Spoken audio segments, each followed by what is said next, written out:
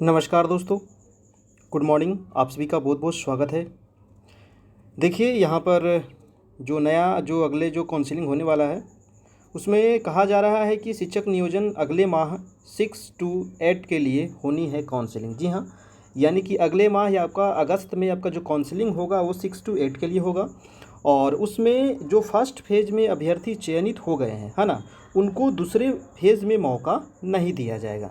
तो ये बात याद रखिए कि जहाँ भी आपका चयन हो चुका है, तो अगर आप चाहिएगा कि फिर से हम इसमें पार्टिसिपेट करें तो आपको मौका नहीं दिया जाएगा, है ना। किसी भी अभ्यर्थी को अब दूसरे अभ्यर्थी को उसमें मौका मिलेगा। अब देखिए यहाँ पर और भी कुछ काफ़ी इंपॉर्टेंट चीज़ दिया हुआ है जो आपको जानना काफ़ी ज़रूरी है और आपके मन में ये सवाल बार बार उठते रहता है। कहा जा रहा है कि यहाँ पर देखिए कि जो प्रक्रिया है पूरी होने के बाद होगा डॉक्यूमेंट वेरिफिकेशन। और निदेशक ने कहा अभ्यर्थी न करे स्कैन कॉपी का उपयोग। जी हाँ, आप अगर किसी स्कैन कॉपी का उपयोग करते हैं और मान लीजिए दूसरे जगह आप काउंसलिंग करा लेते हैं सेकेंड फेज में, तो आप जो पहले जहाँ कराए हैं और दूसरे जगह जहाँ कराइएगा तो दोनों आपका रद्द कर दिया जाएगा। इसीलिए आप इस तरह का काम न करें। आगे कहा जा रहा है कि फर्स्ट फेज़ की काउंसलिंग में वर्ग 1 से 5 के शिक्षक पद पर चयनित अभ्यर्थी अब वर्ग 6 से 8 के लिए अगले महीने होने वाले काउंसलिंग में शामिल नहीं हो सकेंगे। पकड़े जाने पर कार्रवाई की जाएगी, जिससे जिले में तमाम अभ्यर्थी चयन के बाद भी अगले महीने होने वाली काउंसलिंग के जरिए प्रखंड, नगर पंचायत या नगर निगम इकाई के रिक्त पदों पर दावेदारी के प्रयास में हैं।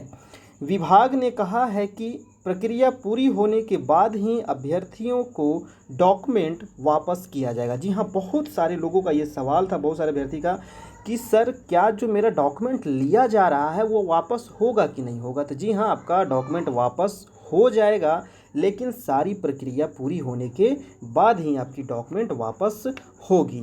तो ये बात आप ध्यान रखिएगा, आपका डॉक्यूमेंट वापस हो जाएगा, तो आप कोई डरे नहीं। बहुत सारे लोग डर भी रहे थे कि कहीं मेरा डॉक्यूमेंट वापस ना हो, मैं जो अगर हाई स्कूल का अगला 7वां चरण में होता है तो उसमें मैं करा पाऊँगा कि नहीं पाऊँगा। तो आप करा पाइएगा, कोई भी टेंशन नहीं है, आपको लौटा दिया जाएगा।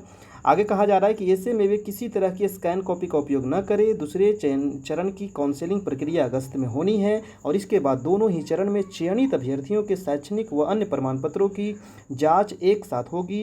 विभाग की ओर से कहा गया है कि बिहार विद्यालय परीक्षा समिति से कहा गया है कि एक मिनट, हाँ, क्या कहा गया है कि बिहार विद्यालय परीक्षा समिति से लेकर संबंधित विश्वविद्यालय को लिंक उपलब्ध कराया जाएगा। इस आधार पर काफ़ी कम समय में सभी दस्तावेजों का तुरंत सत्यापन करने की योजना विभाग ने तैयार कर ली है।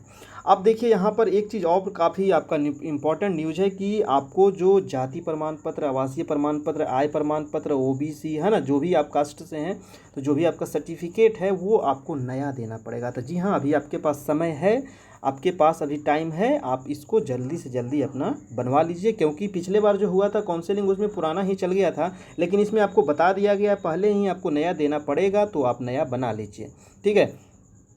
चलिए यहाँ पर देखिए कहा जा रहा है कि अगस्त में होने वाली काउंसलिंग में अभ्यर्थियों को वर्तमान का बना हुआ जाति, आवास व आय प्रमाण पत्र देना होगा। जी हाँ, तो वर्तमान का होना चाहिए, नया होना चाहिए।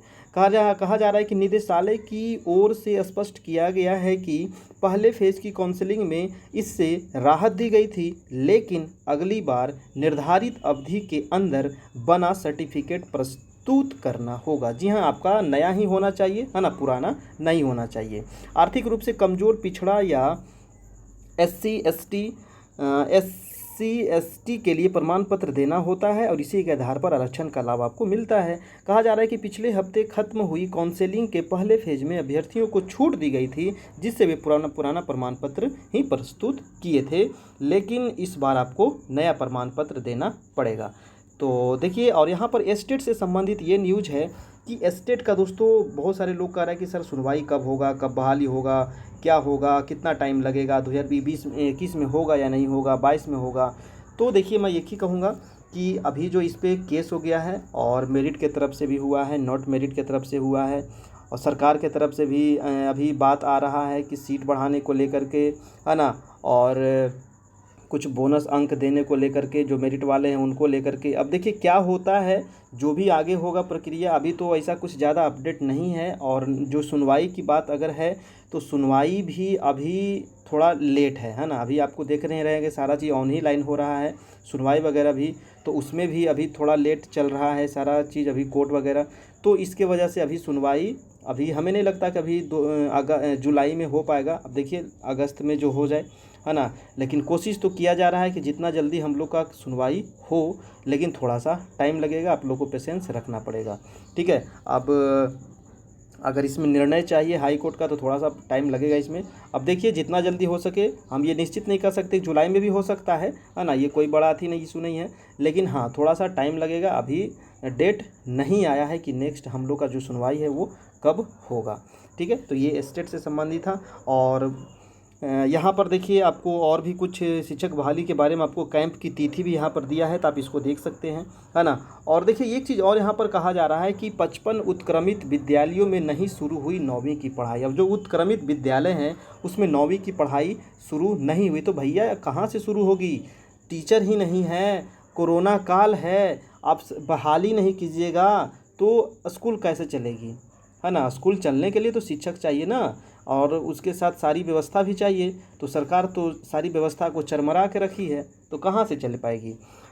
तो ठीक है दोस्तों, फिर हम मिलते हैं। देखिए आज रात में मैं लाइव आऊँगा 9 बजे, है ना, और इसी सब चीज़ों पर मैं टॉपिक पर डिस्कस करूँगा आज रात में। तो सभी लोग रात में 9 बजे आइएगा, ठीक है, रात में 9 बजे। और वहाँ पर state, C TET, B TET, है ना, सभी चीज़ों के बारे में डिस्कसन करेंगे। शिक्षक बहाली से संबंधित जो भी आपका सवाल हो, अपना सवाल आप पूछ सकते हैं। और हमारा व्हाट्सएप नंबर है, आपका व्हाट्सएप नंबर भी मैं आपको बता देता हूँ, 7857824310। तो जो मेरिट स्टूडेंट हैं आप इस पर मैसेज करके आप हमारे व्हाट्सएप ग्रुप में ऐड हो सकते हैं, ठीक है। व्हाट्सएप ग्रुप में ऐड होने के लिए शर्त ये है कि आपको अपना मार्कशीट सेंड करना पड़ेगा, जो मेरिट वाला है वो, ठीक है, फ़ोटो के साथ, तभी आपको ऐड किया जाएगा ग्रुप में।